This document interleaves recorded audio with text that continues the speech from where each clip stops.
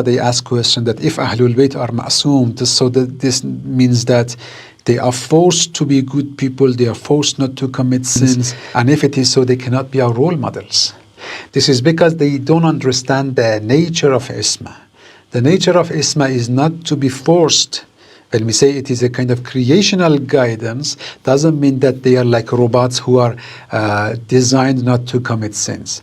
No, they are free. There must be no sign, no record of this person making mistake, committing sins.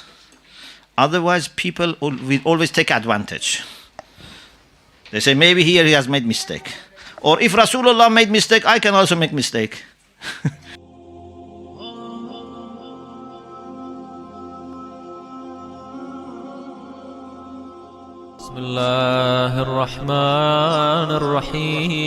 It is beneficial here if I refer to the essence of Ismah, because sometimes people misunderstand. Even sometimes I see that they ask question that if Ahlul Bayt are ma'soom, so that this means that they are forced to be good people, they are forced not to commit sins, and if it is so, they cannot be our role models. This is because they don't understand the nature of Ismah. The nature of Ismah is not to be forced. When we say it is a kind of creational guidance, doesn't mean that they are like robots who are designed not to commit sins. No, they are free, but Allah subhanahu wa ta'ala has given them such a gift that gift protects them from committing sins. In Surah As-Sad, Allah subhanahu wa ta'ala very beautifully puts the concept of Ismah. Qur'an in Surah As-Sad, verse 45 and 46, Allah says, وَاذْكُرْ عِبَادَنَا إِبْرَاهِيمَ وَإِسْحَاقَ وَيَعْقُوبَ أُولِي الْأَيْدِ وَالْأَبْصَارِ. O Prophet, remember our servants Ibrahim, Ishaq and Yaqub, those who were of insight and strength.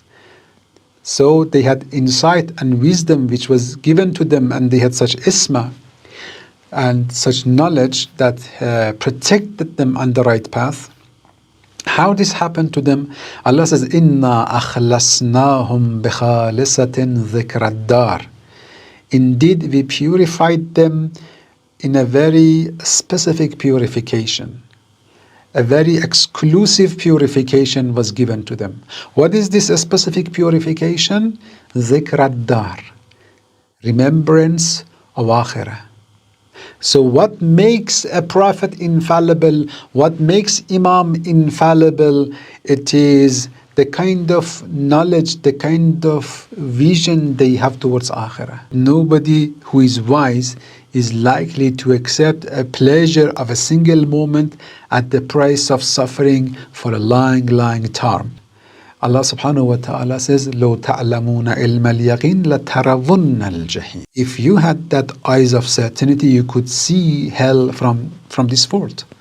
So if your eyes were open to the Akhirah, if you had Aynul Yaqeen, then you could see. You could see Jahannam, you could see the paradise. Then seeing it could change your life, but we are blind. It in Surah Al-Ankabut, وَمَا هَذِهِ الْحَيَاةُ الدُّنْيَا إِلَّا لَهْوٌ وَلَعِبٌ وَإِنَّ الدَّارَ الْآخِرَةَ لَهِيَ الْحَيَوَانُ لَوْ كَانُوا يَعْلَمُونَ. The life of this world is nothing but diversion and play. It's a game. But the abad of Akhirah is the real life. So if a person sees such a thing, such a reality by his eyes, certainly this person will not think about committing sins. So they are not forced to commit sins, but they have such a vision and they have such insight that they can see the essence of dunya, this world, and the essence of Akhirah. In comparison, then they will not fall in the trap of shaitan. Allah says, "Inna akhlasnahum bikhalisatin dhikra dar." So Allah says, we purified them, we made them mukhlas by giving them such a vision. And Shaitan said, I will misguide you servants, illa ibadaka minhumul mukhlasin. So I have no authority upon the mukhlasin. I cannot misguide the mukhlasin, the purified ones. Why? Not because Shaitan is kind to them, because Shaitan doesn't have anything in his hand to make them follow Shaitan and to misguide them. When shaitan comes to us ordinary people, he always have some tools in his hand to misguide us. You want to eat something halal, the fake one is the haram that shaitan gives you eat. You want to listen to something to enjoy, shaitan gives you the fake subject to listen, the haram music, and by that shaitan will misguide us. When it comes to mukhlasin, shaitan he doesn't have anything in his hand to misguide them. Mukhlasin, they just look for what makes Allah happy, and they have no will other than the will of Allah, and they do not think about anything other than what makes them close to Allah subhanahu wa ta'ala.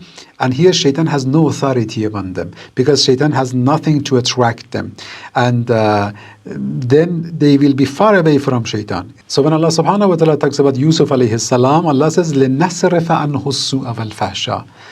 Allah says we gave Yusuf such a guidance that evil was removed from him, so evil didn't go towards him.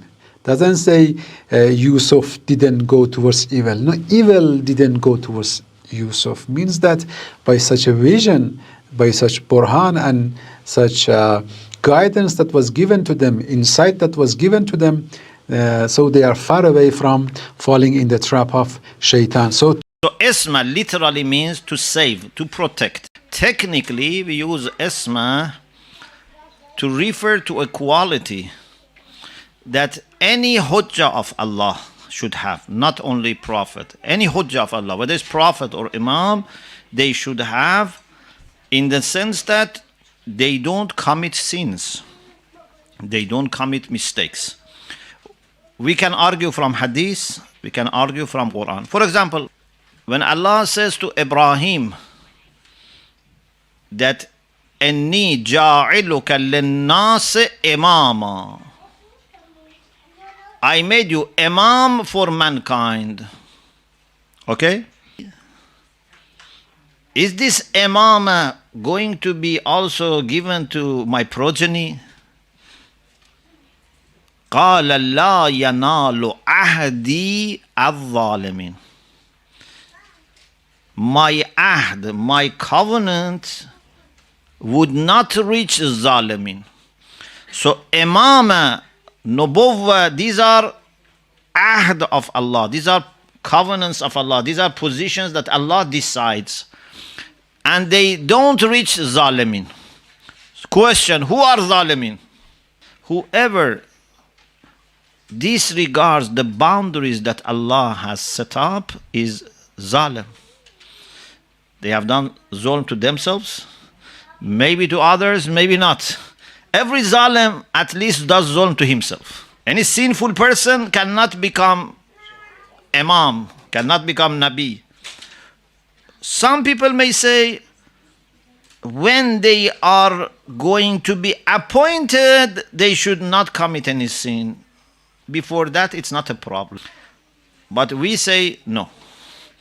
We say these positions are positions that need qualifications from before.